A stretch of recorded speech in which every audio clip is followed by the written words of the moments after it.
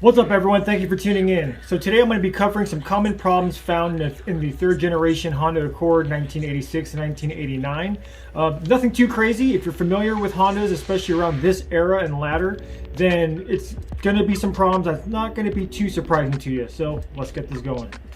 Alright, so the first common problem is going to be main relay failure. Now this failure is commonly found throughout all Hondas from like 80s to early 2000s, no matter what model it is. Civic, Accord, Prelude, Integra, so on and so forth. I've even seen, a 2001 Honda Accord with a main relay failure. Now commonly you'll see these failures on the older cars, mostly because these things fail over time, mostly due to the different fluctuations of temperature. Throughout all the years, hot, cold, and what that does is it affects the soldering points on the main relay to where they no longer provide an adequate connection for it to perform its job, which basically, main relay, you turn the key, powers the ECU, turn it one more time, primes the fuel pump, and then when you're cranking it, starter's cranking, fuel pumps, pumping fuel, and everything's firing, and then hopefully the engine starts. So obviously if those connections are bad, you're not going to get a car starting at all. And mostly, for as long as I've owned these cars and been within the groups in relation to these cars, the 3G's Facebook page or the 3G's forums, 6 to 7 times out of 10, most of the fuel related problems that people would encounter had always pointed to the main relay. Now, the cool thing about it is if you're somewhat competent in soldering or know somebody that is, it's as simple as usually just locating the main relay, taking it out, taking it apart, and then resoldering the joints, slapping it back together, and hopefully everything should work again because everything has a good connection and everything should work right. Worst case scenario, if you have to purchase a whole new unit, I'll tell you right now, it's not impossible to find. It's pretty hard. If you do find them, they are very pricey. Now, most main relays are somewhat compatible across the board within the years, across different model of cars. But just to play it safe, make sure that whatever main relay you get from that era, that make sure to just check side by side to see if wiring schematics match, to see if you have to make any adjustments to that. Let's see, if you were going to go to a junkyard to try to get one, if you get lucky enough to find a third generation Accord, and what you find is a DX or whatever, a carbureted model, those won't work. They don't technically have a main relay, they have a fuel cutoff relay. Now they kind of work the same, but not really. Basically, a fuel cutoff relay basically stops the fuel pump once the engine dies. Mostly whether you turn it off or if you were to get it, whatever mechanical reason that would prevent the engine from working correctly. Another thing, please correct me down in the comments below. This is just from talk I've heard throughout all the years. I don't know how accurate this is. So tell me if I'm wrong or add to it if there's more to it than what I'm about to say. I've also heard that in a case of a rollover accident that there's an actual sensor or some float to where if it reached a certain point that it would actually cut off fuel as well. Which would kind of make sense in a rollover accident. You don't want that fuel pump to keep going if for whatever reason the engine's still working. I don't know how it would. But there's that safety precaution there. Kind of makes sense. I know a certain bikes kind of have that tip over fuel cut prevention thing. So if it's something similar to that, let me know, please. But other than that, number one cause of fuel related issues is going to be the main relay. All right, so the next problem is going to be transmission related. In general, the 820 engine is a pretty stout engine with proper maintenance and proper scheduled tune-ups. These are definitely 300,000 to even possibly a million mile engines, like no problem. I have no experience with the automatic transmissions. However, throughout all the years of me following other members and seeing stuff on the forums, I haven't really seen too many big problems with the automatic transmissions to a point to where you'd be hearing somebody having a problem with an automatic transmission like every other day of the week, so to. So I think it's safe to say that if the automatic transmission has scheduled fluid and filter changes and you don't drive it stupidly, you take care of it, it would last just as long as the engine. I'm firmly believe to that. Same thing with the OEM 5-speed manual. If you treat it right, drive it right, you don't be dumping clutches, you're not doing burnouts every day of the week, you're doing your scheduled fluid changes, you're fixing whatever needs to be fixed leak wise or synchros or so on and so forth, it should live just as long along with the motor. Okay, this car stock made it past 300,000 miles with proper maintenance. So the main issues commonly found in this 5-speed manual transmission is the differential pin breaking and fifth gear.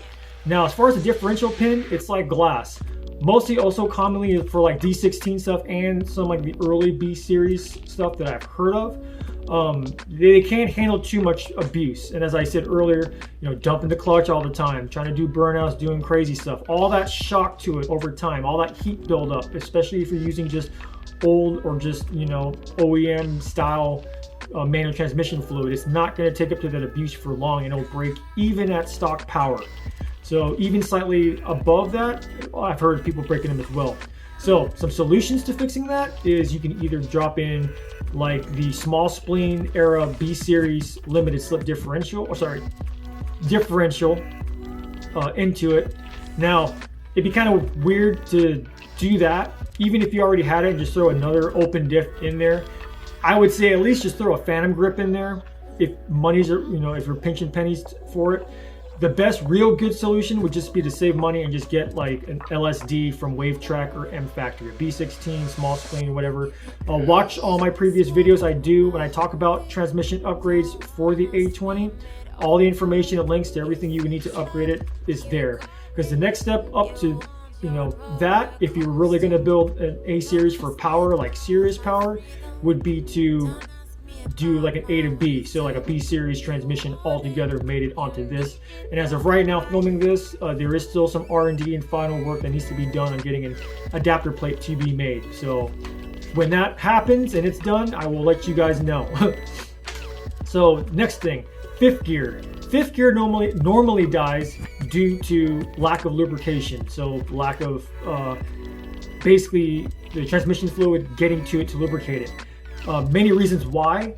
The A series transmission is kind of unique to where it kind of, fifth gear lives in its own little room, if that makes any sense. Like the A series transmission breaks down into 3 pieces, so you have your bell housing, half case, and then on top of the half case is another removable cap that houses fifth gear only. And there's barely any like ports or anything to where the fluid can properly be cycled in through there. Especially if you're low on fluid, then it's definitely more than likely not going to be getting there and getting proper lubrication. Now, 2 solutions you can do. If you were to do the first generation Acura Integra hybrid transmission conversion, I've done videos on that. I'll leave a link down in the description below for that as well.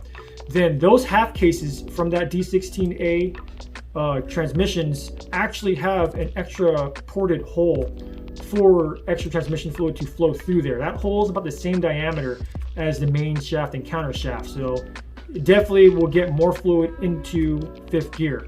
Another option you can do is if you have the transmission out and you did have fifth gear failure or you're just rebuilding it, drill out where that hole would be. Like in my transmission rebuild videos, which I'll leave links down in the description below, it'll show the difference between the Acura Integra's half case and the A20 Accord and Prelude half cases. So you guys will see what I mean on that.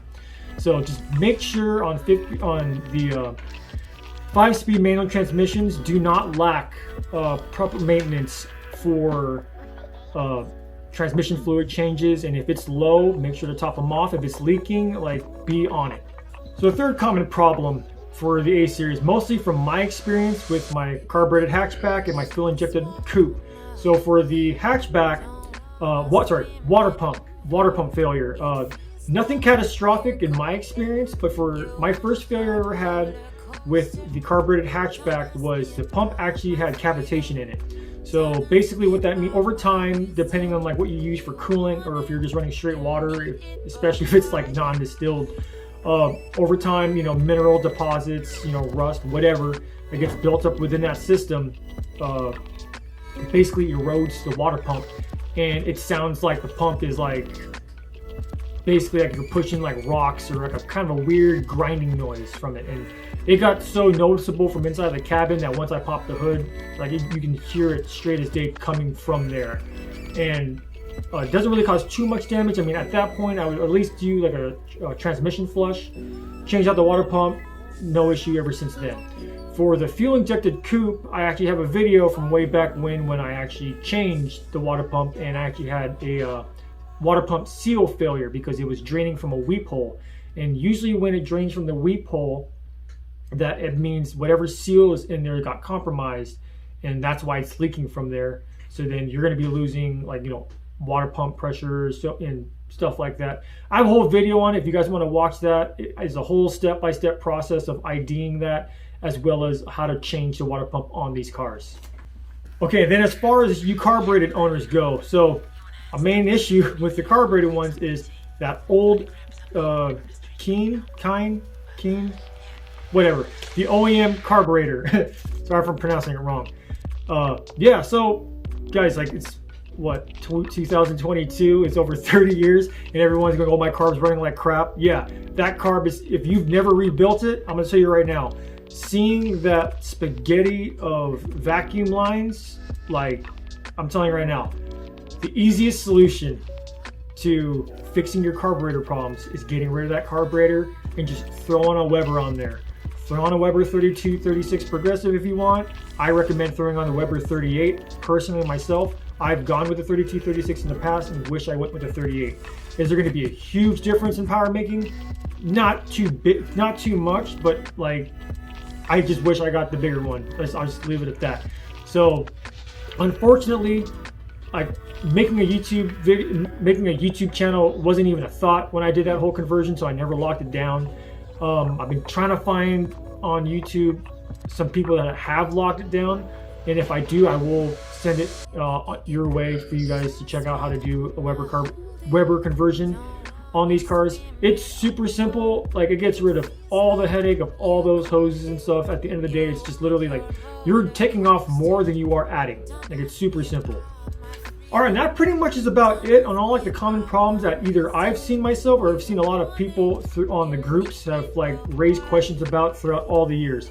Now, that being said, there's pretty much been issues for almost everything on this car, but like more or less just like over time issues. I mean, like I said, these are over 30-year-old cars. Of course, there's going to be ripped CV boots. There's going to be leaking power steering racks. Some other things I've heard from other people too is like, you know, the sunroof, moonroof, you know, it leaks water and it gets rusted and stuff like that. Same thing for the Integra DA. Those things rust and those things leak over time. Like, it just happens. Let's see here. So another thing that's common across for these cars, for all these cars, mostly with power windows, is that mostly passenger side window rolls down really slow, if not at all, going up or down. There's some fixes on that. I mean, that's found even throughout like my Integra DA, my passenger side window rolls up and down super slow. My 96 Civic passenger side window barely rolls up or down. It's a very common thing. There's a lot of fixes on the internet on how to do that. Other than that, I can't really think of anything else that just wouldn't be like maintenance related. That's why I'm not gonna really talk too much about it. Like when it comes to bushings or rebuilding suspension and stuff like that. That's just a given how old these cars are and, you know, how they've been taken care of throughout its entire life. I will throw out some really weird things I've encountered that I've remembered off the top of my head though before I end this video. So one of them has been, I can't remember exactly what fuse it was, but if you look in the fuse box in the engine bay, where all the bigger fuses, like where the main fuses are, not the defroster or the battery fuse, but those same type of fuses, like I've randomly blown one of those things to where it just like killed my entire car. Like all the dash lights were still on, everything, to where I was just, you know, went from cruising to full wide open throttle to just nothing. And thankfully it died right in front of an AutoZone, but it was like midnight, so that didn't really help me at the time. But those weird fuses you see in there for like your battery or your rear defroster, and I can't remember the name, like ignition something, I can't think of it. I'll show you a picture up here in a second. If you can, try to find those and order those and just keep them in your glove box just in case something weird happens. Another weird thing I've encountered before on both of these cars, I don't know why, I don't know if it's like LED bulb related, because I've never had this problem ever since, when I put LED, now I know you were supposed to add like, what was it? resistors in line if you're going to go full LED bulbs for, you know, tail lights or whatever. But I can't remember exactly what I did, but all I did was replace the bulbs in the corner light and turn signal lights of the front of the car. And like on rare occasions, whenever I used to turn my left turn signal only left, it would kill like my headlights, my entire dash lights, and everything. Like, the car was still run, but it would just kill like a whole daisy chain of electronics. And I always kept popping a fuse. Now I can't remember exactly what fuse it is. If this happens to you, obviously you're gonna be able to identify what fuse it is. All I've done was run like a 5 amp more, like a higher grade fuse. I know that sounds lazy, and some of you guys will say that's dangerous, putting a higher fuse, you know, than what's needed. I promise you, throughout all the years I've owned these cars, I haven't had that problem ever since. All right, that about wraps it up, guys. If you have any questions or have had any weird problems with your Accord, please leave it down in the comments below. I would like to check them out, and hopefully other people would like to check out their problems to kind of see what they're in for. I really don't want to make it sound like this car is totally unreliable. Like, it's just as reliable as any other Honda, you know, for its day and age. So there's that. If you have any questions, ask me down in the comments below. Hit me up on my Instagram, Asian_Zensation. I'll do my best to answer your questions as fast as I can, when I can, the best I can. So thank you guys for watching. I'll catch you in the next one.